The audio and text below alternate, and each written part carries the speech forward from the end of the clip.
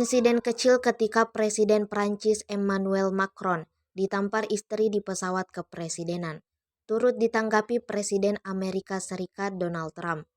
Dikutip dari New York Post melalui kompas.com, Sabtu 31 Mei 2025, Trump singkat memberikan nasihat. Presiden periode kedua yang memimpin Amerika Serikat itu sambil terkekeh mengatakan agar Macron memastikan pintunya tertutup. Trump juga mengaku sudah berbicara dengan Macron. Usai kejadian itu viral di media sosial. Saat kejadian itu, Macron baru tiba di Vietnam untuk melakukan kunjungannya ke negara Asia termasuk Indonesia. Pintu pesawat baru saja dibuka oleh kru ketika kepala Macron terdorong ke belakang setelah tangan sang istri Brigitte tampak seperti menampar.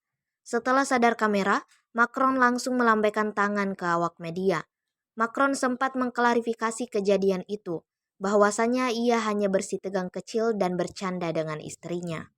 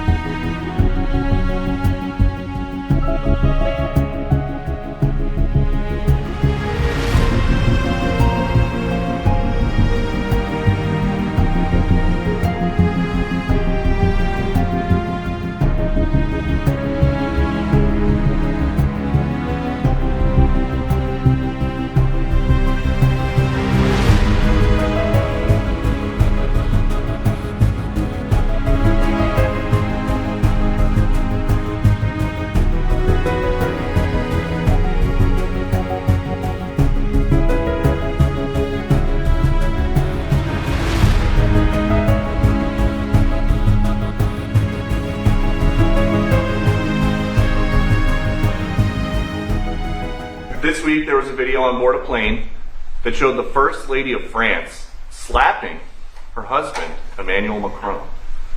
Do you have any world leader to world leader marital advice? Make sure the door remains closed. That was not good. Yeah. No, I spoke to him, and he's fine. They're fine. They're two really good people. I know them very well, and I don't know what that was all about, but I know them very well, and they're fine. Download Tribun X sekarang, menghadirkan lokal menjadi Indonesia.